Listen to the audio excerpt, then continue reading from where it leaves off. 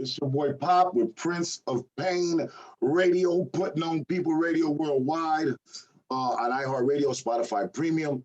I have the pleasure today, man. It took some months, maybe a year, but we finally here to give you guys the DJ EFN exclusive interview all the way, I think, from Miami because I can see the palm trees. Yeah, Uh, yeah. We down south, baby. welcome, DJ EFM, man. God bless you. Thank you for taking the time. I know you're a very busy man. Salute to Dream Champs as well as your personal accomplishments in your career. Thank you. Um, Anybody who is not in tune from Chicago and all the other places and followers that I have, make sure you check out Dream Champs, one of the best acclaimed hip hop shows right now. I'll ask him a few questions about how he got there and maybe some of the ingredients of their success on the show. But right now, I want to welcome you, bro, man. Like, congratulations, bro. Nah, thank you, man. Thank you. Listen, thank you for having me, man. And I appreciate you. You always show love behind the scenes. So definitely, man, it's an honor to be here with you as well. Well, number one, I appreciate that it's been a little bit different for me in the whole essence of doing 20 years incarcerated, then having to come home after the big boom boxes and the real Right. thing to an industry that, can be, can have its ups and downs and its bad experiences, just like the streets and everything else. Right, for sure. Yeah, the industry it mirrors the streets in a lot of ways, man. In a lot of ways. Who you telling? Yes, yes. And I've had my share of that since I've been home. Again, man, nothing but a salute, man, for taking the time. I know in this industry, it's political. It could be immature, you know what I mean? And some people, are the biggest finessers in this thing, and they don't want to talk to you unless, you got something for their pocket or whatever, DJ, Right. So I want to get to let the people know, man, where is DJ EFM from his roots, number one, and how you got connected to the tables at the beginning of your career, bro. So I was born in Los Angeles. Okay. So I definitely have West Coast roots. You know, I consider myself kind of like a citizen of both coasts, because although I was raised in Miami, I came here at a young age. And I was raised out here and made all my chops out here in Miami, Florida. I still have family in LA. I went to LA every year, every summer. My grandparents, my aunts, my uncles. Right now, I got my nephew, my godson out there. So LA is a big part of my life. It's a big part of my DNA. So it kind of made me a little different in terms of even like my taste in when it came to hip hop and my outlook of life. I had that West Coast side of me as well. And so, you know, growing up even in LA when I was really young, my older cousins, I just got into music through them, man. Like they was listening to disco and salsa and merengue and just all kinds of music. The 80s music was popping off. They're listening to all the 80s pop stuff. So that was all a big part of my DNA and just getting into music. And so when I got a little older and hip hop was, infiltrating my boombox and my radio waves, I started to see and started seeing videos.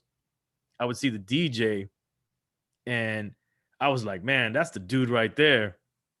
He's controlling everything. Right, Like, right. the MC was cool, but the DJ, just that quiet dude, just he was the instrument. He was the drummer. Because even before then, I liked like metal and rock and thrash. I was a skater when I was younger, so and I wanted to be a drummer. Like that was before hip hop really got into my life heavy. I wanted to be a drummer. So to me, when I just was totally immersed in hip hop, I was like, yeah, I want to be the DJ. That's the drummer of hip hop. And so that's where the passion came for DJing and hip hop. I mean, and just to give you a short story, but like I was always listening to hip hop. If you were growing up in the 80s, you're gonna get the LLs, the Beastie Boys, the Dougie Freshes, and all this music is infiltrating Miami Two Live Crew, MC Shy D, the Gucci Crew.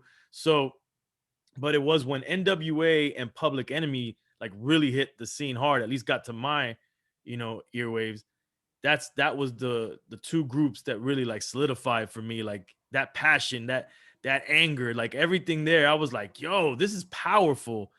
And that's what really made me fall in love with hip hop. And little did I know that it was more than just music. It was a culture that I was already living, because I was, we were already doing graffiti. We were already break dancing. Break We just dancing, didn't yes, we didn't yes, put it all yes. together. We didn't know it was all a part of this culture. And once that I figured that out, it was like like an explosion, like, wow, this is amazing. And then, from that point on, man, you couldn't tell me nothing, man. I was all about the culture, and then just trying to like elevate it and push it as much as I could as an individual locally in my area of Miami.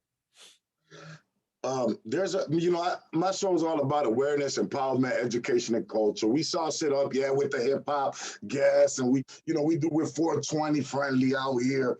But I always try to bring a positive message, no matter what. If we're bringing baddies, you know, I love underdogs. I love that a DJ could get to be a superstar, that a videographer, like for instance, Cole Bennett, the white boy that came out of Chicago, could Mhm. blow up and, be a superstar and a representative of the culture.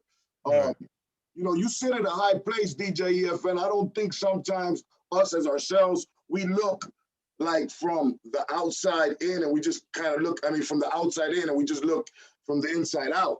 And your platform and your position and your credibility, bro, plays.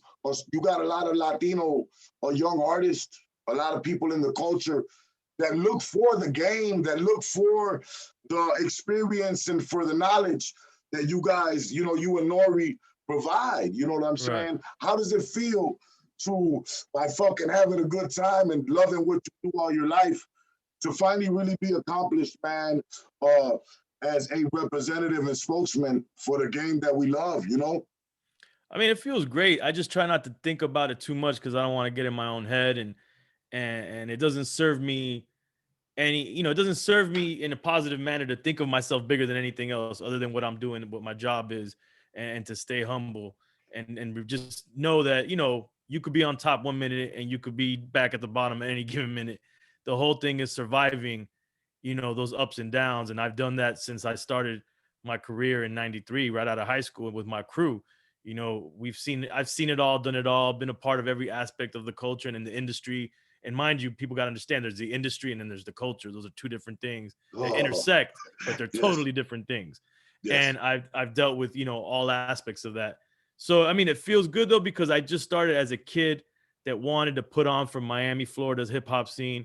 I wanted to help cultivate our scene. I wanted to put us on the map, the city.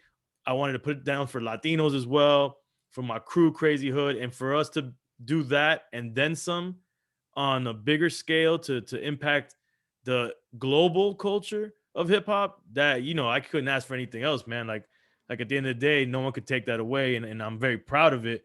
But I don't live in that space where it's like I made it, because you never made it, because you No, gotta. this thing, you're always working, bro, and you're Yeah, yeah, you're working or helping people. And when you're a right, creator, man, you're a creator. yeah, Um, as far as what do you tell these DJs nowadays? Because it's a different culture.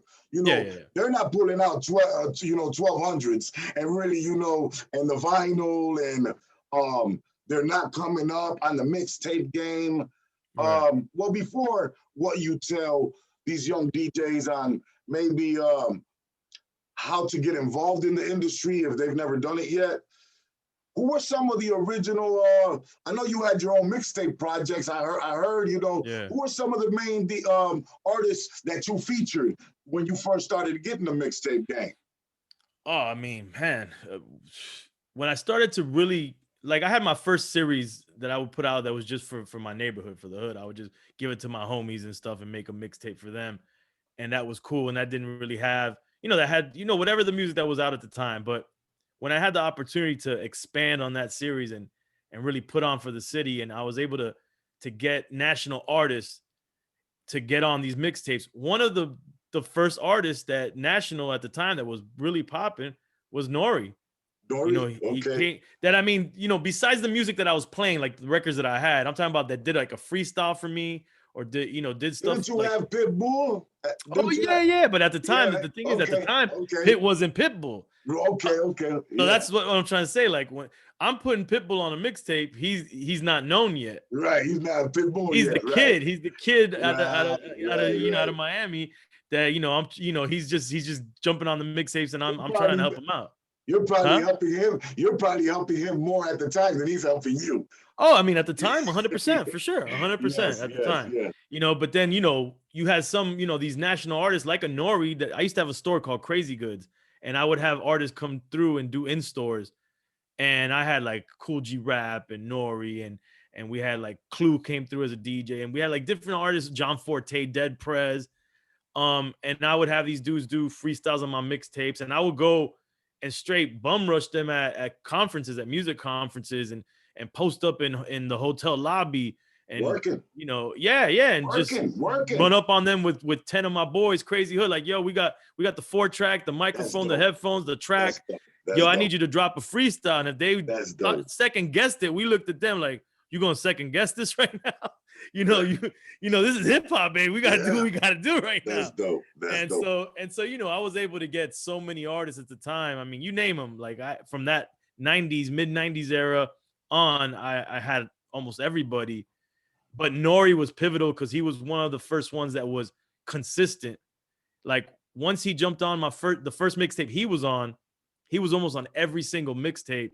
And if he wasn't physically in Miami doing something like a freestyle for me, he was recording in the studio in New York and sending it to me and making sure he got on the mixtape. And that's how that relationship with him started.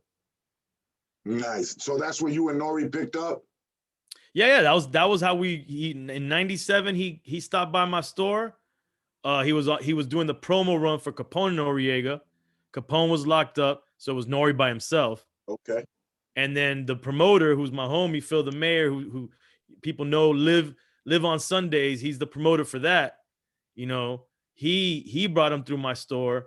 And then we did the freestyle, and I gave Nori some gear from my crew, Crazy Hood gear. I even got the picture from that day of him. He threw on the shirt right then and there, and we just connected, man. And like I've said this before, I think he was a smart dude because I don't think he was just doing that with me.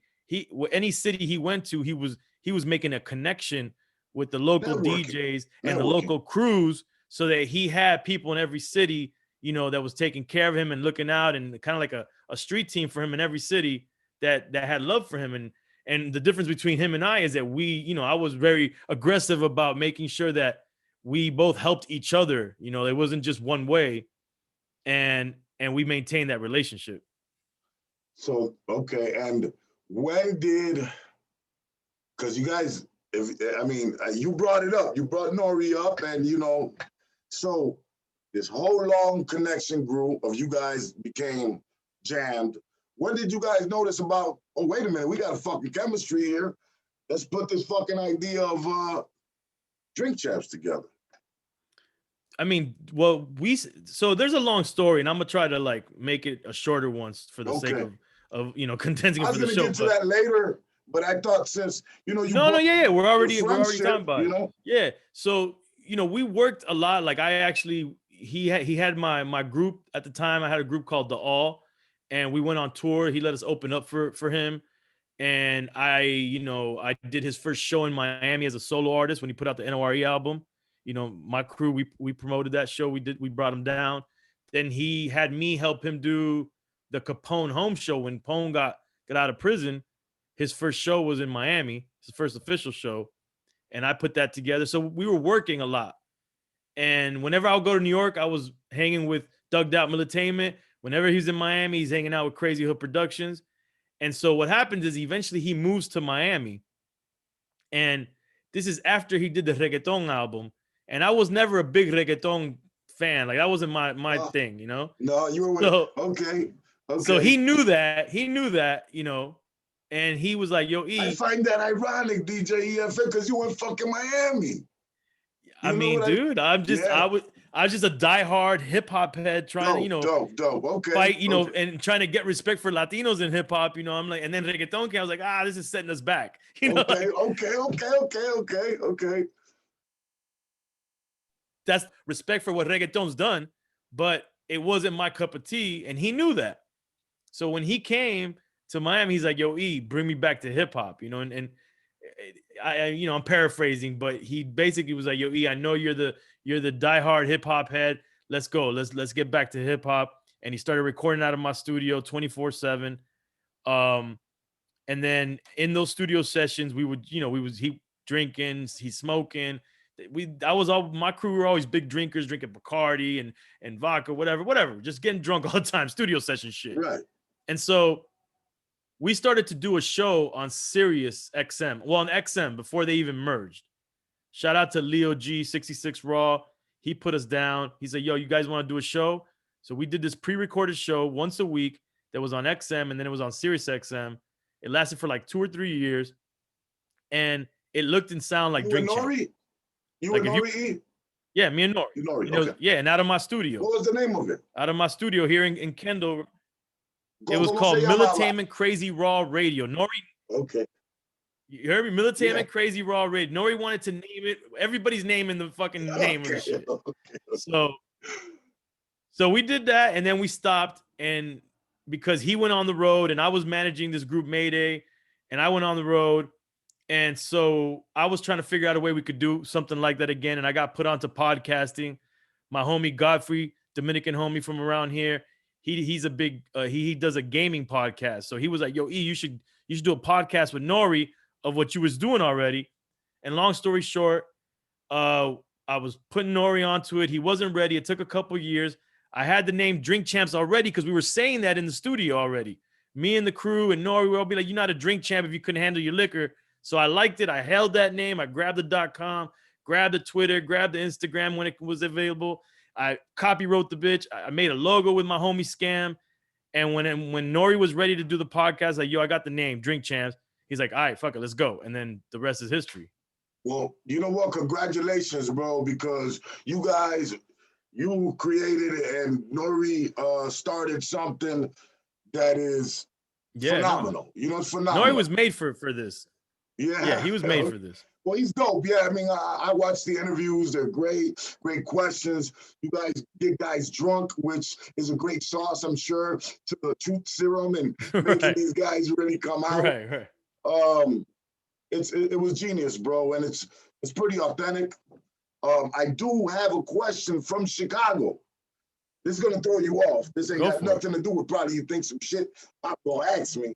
But I posted this morning that I was gonna interview you today, and I had a guy on my Facebook ask me, man, and he's a lawyer, good guy, supported hip hop, one of my fans. Shout out to Muhammad. You know, he supports everything that we do. He told me, he said, ask DJ EFN. So this is from our followers and listeners. And I want to kind of ask the same question in a different kind of way as a Chicagoan. How come? Okay. Because now you told me you're kind of ownership. You know, I can ask you this question. How come? Yeah, absolutely. How come? And salute.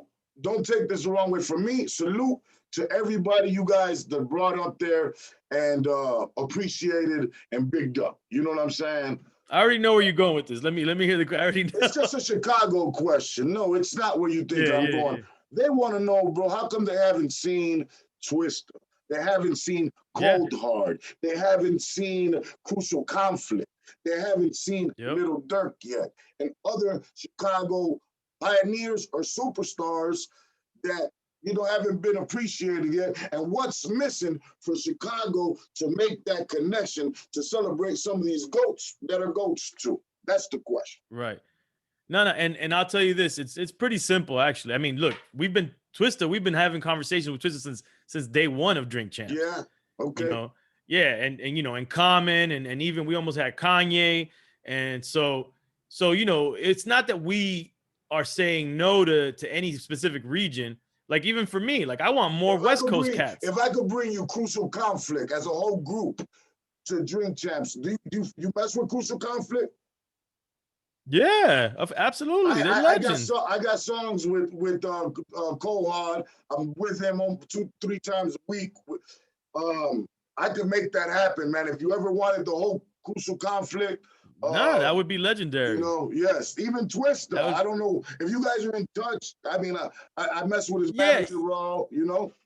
Yeah, this is what it really is. So there's two components as to why some more of people from one region are on the show than others, and it's pretty Well, they're easy. saying they ain't seen nobody from Chicago. That's what they're saying. You know what I'm saying? Well, damn, nobody from Chicago has been on the Nobody show. they can think of, bro. And they're like, why is this Well, we did that one episode when we was in Chicago. That's probably pretty much it. You're right. That you're absolutely right. Just But tell me look, what the followers said. That ain't even my question. You know what I'm saying? so Like, ask most of them the that. yeah, so just so your listeners and people that check you, so they kind of understand the dynamic of how Drink Champs Yes. gets booked. Drink Champs gets booked. We're in Miami, Florida. Most of the people that come to Drink Champs just happen to be in Miami, and they hit us up like, "Yo, I'm Yes. here. Let's do the show." And we're like, if we're available, boom, we do the show. That's one component of it. Another component is, of course, look, Nori, he leads the conversations. Nori is the legendary Noriega. So of course he's gonna want to bring in all his fam and all his homies, which Yeah. are all legends, you know what I'm saying? From Queens, from New York. Like, so that's also boom. That's another component.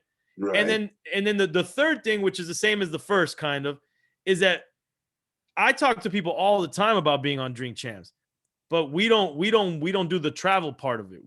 You got to come to us.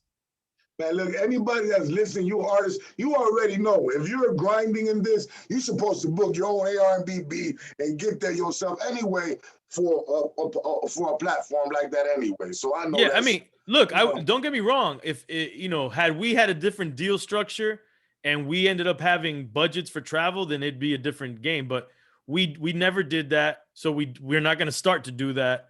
And so I just tell people, look, with all due respect, I'd be like, just let us know when you come into Miami, and let us know a few weeks in advance, because we do book out, at least like a month worth of shows. So we need to know in advance that you're going to be out here.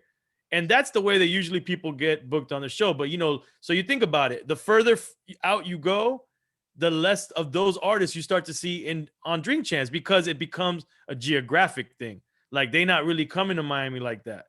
So, Okay. It's really the easiest. It's probably a boring answer, but it's the truth. It's the real truth. I got another question that from the people that not pop. But before I ask this question, I am going to state that before I ask this question that so many people are asking me to ask, that me and DJ EFN, although we did not talk today or don't even talk much, we have both tried to both cause peace and love in hip hop with everybody. My brother is, a good guy, Cuban Link, that I rock with in the industry. Right. That's my brother. Lo traigo a casa, he eat, and he come to Chicago, we show him love. Not that we love him and don't love nobody else, you know what I'm saying? Right, but right, we've had love for right. Cuban. I understand that a lot of Cuban people, as well as myself, as well as you, have tried to get him on Drink Champs. I want to go past the fact that probably, won't happen ever. And it's and if I want to say something, then maybe you can correct me. You know what I'm saying? I think that'll work better instead of just asking you a question. I understand that as a personal friend of Cuban Link, and me even personally getting caught up in doing a diss track and involving myself in maybe things that had nothing to do with me. I learned that, you got to be a man at the end of the day and carry yourself like a man. And love is stronger than hate. But I myself, I'm only responsible for pop. I can't, tell another person, hey, look, squash this, squash that, squash this, squash that. I want to say that I personally think PJEFN, nothing to do with you, but since Nori and Joe are such, tight, friends, that maybe that's the reason that we probably won't get a Cuban Link, because they'll probably won't squash I don't know. That's my answer to that. I'd look. I haven't spoken to neither of them about this specific thing in a long time. I brought it up on Drink Champs early on, Yes, you're the only one that ever does. you know? And so it's safe to say that, yeah, you're probably right. But I would want nothing less, or no, or maybe I'm saying it wrong because I'm dyslexic. Nothing more than to see these guys squash whatever issue they have, Man, and bro. to see an example of unity, Yes, yes, not yes. just for Latinos but hip hop in general. Oh my That God. would be beyond amazing to me if that would happen at some point. But at the end of the day, I've decided, like I've realized to myself, I was like, look, Yes. I can only mention it so much. And at the end of the day, I wasn't behind the scenes in whatever personal stuff these guys had going on. So therefore, I really got no right to talk about or give complete opinion on what stuff I don't Yes. know about. Yes. I get it. And I get it. so at a point, you gotta let men be men and do what men do, and let them, live their lives, and at least, they're not going at each other, Yes. which is to me better than nothing. You know what I'm saying? But yeah, I would love nothing more than to see these brothers, man, squash it, and for all of us, and the memory of playing and all that stuff. But what can we do, man? Right. I think the people, I'm with you on that, man. I wish Joe and Cuban take a motherfucking drink over there on someone, Miami or wherever, and, talk that stuff I like, man. Make a positive example for Latino hip hop. Moving on, I would also like to see maybe Chris Rivers, man. Get his little, flowers on Drink Champs. Get his little salute because he been working. I'm a No, lot of Chris is amazing. I had him on my album on another time. I got a track with him, Keith Murray, Scam, and Joel Ortiz. Um, Joel's dope, bro. Joel's dope. dope. Joel's And I dope. and me and Chris, we communicate behind the scenes every once in a while. Nothing but respect, and I have so much respect for what he's been able to do for himself, to be able to carve his own career outside, or from under the image of his father, which I think is super dope, and he should know what he's done is really dope, man. Individually, yes, yes, yes. Yeah. I think we got 2 minutes left here. DJ EFN, first of all, tell everybody where to go follow you at real quick, Papa. Oh man, check me out Instagram at Who's Crazy, and Twitter at DJ EFN, and the company is crazyhood.com and drinkchamps.com. You got another show going on, The Fatherhood. You want to describe that real quick? Yeah, man. I got 2 young ones. I got a baby boy and I got a toddler. My daughter, she's about to be 3. And so, Congratulations. Thank you, brother. So that's been a whirlwind for me and put my life upside down and changed everything. So I started this podcast with 2 of my homies who were already fathers, who I was always hitting up, asking for advice. And it's called Fatherhoods. And it's basically being a father and a parent from the hip hop perspective. And we talk in, our language and how to, and talking about being parents and fathers. Do that sometime. I got a daughter and I was locked up 20 years. So that's been a hell of an experience coming home. She's grown already, but right. It's a great relationship now, Absolutely, man. One more question before we get up out of here, man. Yeah. King DMX, bro. One of your guys' last interview, he stopped by you guys. Yeah, man. Any words you want to say about, X, bro? Bro, first of all, rest in peace and condolences to his family. And we're just unfortunately, we're very lucky that we got that opportunity to talk to him again. It was his second physical appearance on Drink Champs, but it was his 3rd appearance because he did a quarantine Zoom episode with us. And it was just such a dope experience that in that moment you didn't know how dope it was till after the unfortunate stuff that happened, because he was just in such a good space. He was you could tell he was happy to be there. He was having fun with Drink Champs. He was, we were all having fun. He was cracking jokes. It was a pleasure, man. And it's just, I never in a million years would have thought what happened would have happened. He was around. He was living in Miami and he was around us. I would see him all the time. He was hanging with Nori all the time. So it's just sad, man, and more so for the family, for the kids. We lost an icon in hip hop, man, and like we say in español, un monstruo. Chacho. I got a blessing, bro, and a chance. I don't know if you know EFN, I toured, man, with X twice, bro. Wow, that's dope. And that was my dog, you know. Yo lo tenía acá en Chicago una semana, you know what I'm saying? He didn't need nothing for nothing, you know, he was good. We did the concert at the Portage Theater. He hit me back about a year later. We stood in touch, always texting. He did the 20-year anniversary for the record. It's Hell is Hot, Dark, or, you know, his 20-year anniversary. Right. He did an Indiana tour, and I went with him on that. So he was a real dude, man. One of the most ghettoest, humblest, man. Real. That's bro. Real is beyond is the reality of who DMX was. Just a real ass dude. Yes, it's been a pleasure. EFN, we will be with some baddies in Miami soon. Maybe we'll get together. Let's stay in contact. I'm going to try to make that Crucial Conflict or the Twister or any of these, you know, Chicago legends that are actually, you know, deserve, you know, that I feel deserve, or the people feel deserve, that I think the people deserve. I'm going to link you guys up. Gracias por la entrevista, man.